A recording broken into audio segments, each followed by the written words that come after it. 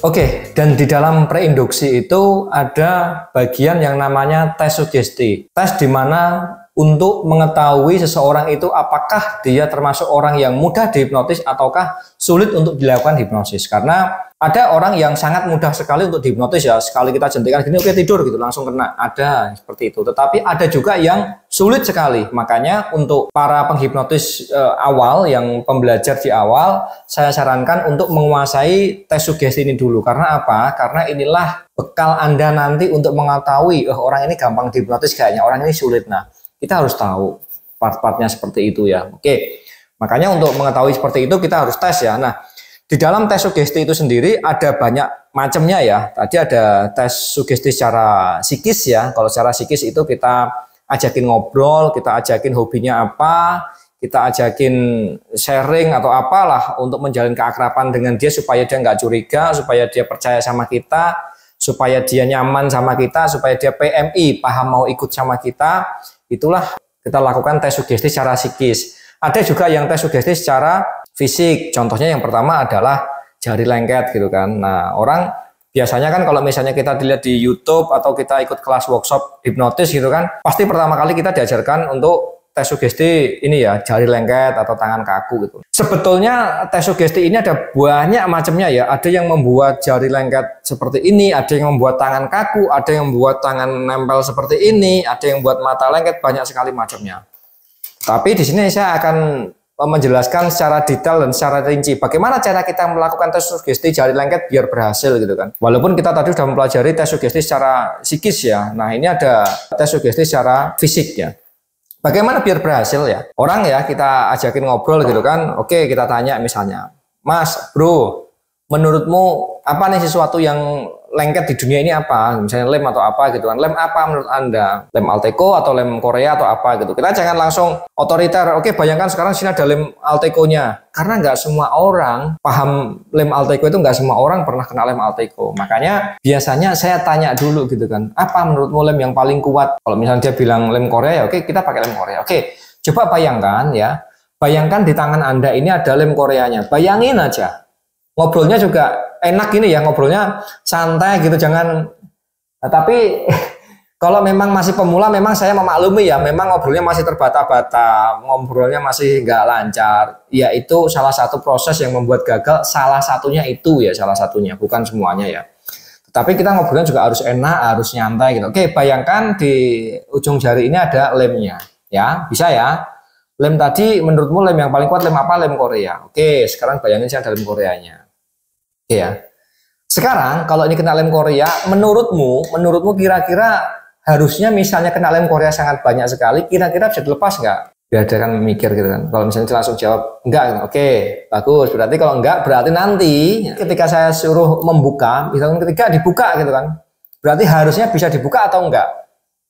Ya. Kalau misalnya dia bilang enggak, oke, sepakat ya, oke, sepakat. Berarti nanti hitungan ketiga enggak jadi buka karena ada lem Koreanya. Kalau bisa kita sambil atraktif, sambil ajakin lem Koreanya, nggak jadi buka gitu. Jadi dia biar numpuki omongan kita nggak ada masalah. Gunanya apa sih? Gunanya kita ajakin ngobrol, kita ajakin numpuki omongan itu gunanya untuk biar dia nggak berpikir. Karena dia tujuan kita menghipnotis dia itu gunanya untuk mematikan otak logika. Makanya kita ajakin ngobrol, numpuki omongan aja nggak ada masalah. Karena ketika dia numpuki omongan, biasanya dengan mudahnya ngobrol, ini lengket gitu kan. Dia nggak mikir, ketika nggak mikir dia semakin tersugesti, itu akan semakin bagus ya. Oke, semakin lengket ya. Itu kan ketika nanti nggak tahu kenapa tiba-tiba tangan Anda menjadi semakin lengket dan tidak bisa dibuka. Itu kan ketika nggak bisa dibuka ya, itu diulang-ulang terus nggak ada masalah. Karena semakin diulang-ulang malah semakin bagus ya. Oke, itu ketika nggak bisa dibuka ya. 1 lebih lengket dan semakin lengket lagi.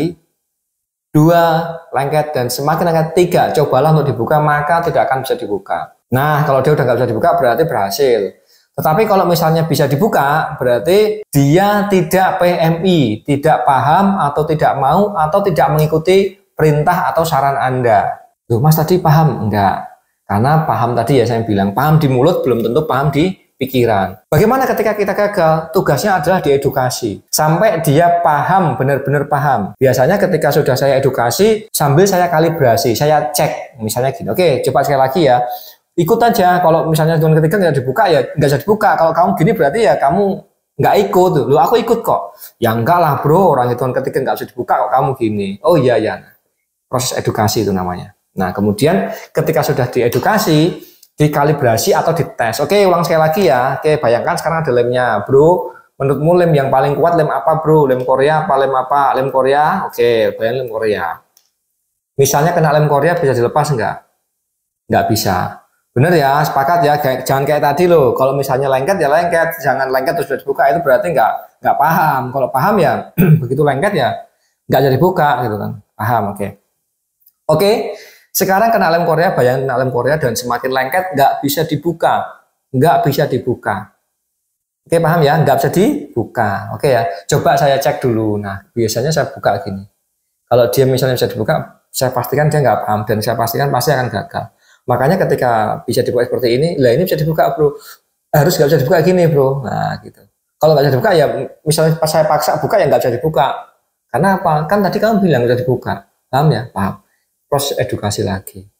Makanya apa? Makanya saran saya, memang hipnotis itu nggak serta merta yang terus tidur. Ya kalau kita ketemunya orang muda boleh bisa seperti itu. Tetapi ketika kita ketemunya orang yang nggak paham, orang yang mungkin dia karakternya nggak bisa kita perintah, kayak bos, kayak atasan, kan nggak bisa bayangkan, nggak bisa teman-teman, karena di dalam pikirannya dia nggak ada kata perintah, yang ada dia memerintah gitu loh. Nah ini kita bahas nanti ya, ini yang saya bahas adalah orang umum ya. Nah ketika orang-orang nggak paham seperti itu, kita kalibrasi seperti ini, berarti dia nggak paham gitu loh. Ketika nggak paham, harusnya kalau misalnya lengket kan lengket bro, saya buka gini kan harusnya nggak bisa gitu kan. Nah itu proses edukasi, ketika sudah diedukasi sekali lagi, biasanya yang ketiga bisa. Sambil kita cek gini, kita buka gitu kan, kita nggak bisa, oke, jadi kayak gini jadi lengket beneran. Atau kita kasih trik lagi ya.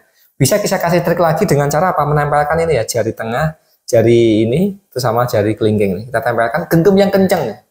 Karena apa? Orang kalau genggam kayak gini, biasanya jauh lebih kena ya, dibanding gini kan, apa ya istilahnya, cuman kecil ya, tetapi kalau gini kan lebih kuat. Ini tips dan triknya. Jadi ketika kita membuat jari lengket ya, misalnya kita sudah kalibrasi, kita tes gini nggak bisa, kita tambahkan ini nempel, lebih kuat lagi nggak bisa dibuka. Oke, hitungan ketiga nggak bisa dibuka. Biasanya kuat lagi, kita lihat otot-ototnya. Kalau dia masih kuatin lagi bro, kuatin terus, nah sampai gini, kencang nih. Kadang ada yang sampai getar gini ya, nah, itu berarti pasti jadi. Tapi kalau gini terus kita cek gini bisa, pasti nggak jadi. Lengket lagi bro, lengket lagi nggak bisa dibuka. Edukasi, biar dia apa? Biar dia paham. Karena biasanya kegagalan hipnotis itu bukan karena kita gagal, enggak, karena sebetulnya ada informasi ini yang tidak dipahami atau tidak diikuti oleh subjek. Dia bilang lengket, oke nggak bisa dilepas gitu. Dia bilangnya nggak bisa dilepas. Cuman kan di sini di prosesnya kadang bingung gitu, dibuka aja gitu. Dikira suruh buka. Makanya apa? Buatlah atau berilah ini ya kata-kata atau perintah tadi sedetail mungkin, sejelas mungkin, pakai bahasa sehari-hari. Boleh pakai bahasa Indonesia, boleh. Kalau dia misalnya sukanya bahasa Jawa, ya pakai bahasa Jawa. Kalau dia pakai bahasa Ambon, Palembang, atau apa ya, pakai bahasanya dia. Ya, boleh pakai bahasa apa aja. Tetapi kan kalau misalnya Indonesia kan semua tahu pasti ya, jadi lebih mudah. Oke, semakin lengket lagi, semakin lengket lagi. Nah, ketika terus begini, oke, hitungan ketiga nanti nggak bisa dilepas. 1, lebih lengket lagi. 2, semakin lengket. 3, cobalah dibuka, maka tidak akan bisa dibuka. Ada makanya ya, jangan. 3, cobalah dibuka. Ya. Kalau seperti itu takutnya malah menghilangkan sugesti yang sebelum-sebelumnya ya. 3, cobalah dibuka, malah dibuka gitu. Makanya 3, cobalah dibuka, maka tidak akan bisa dibuka. Oke ya, bener ya, nggak bisa dibuka ya, nggak bisa dibuka ya. Kita ganggu konsentrasinya biar apa? Biar lengket terus. Kira-kira seperti itu teman-teman untuk cari lengket. Oke ya.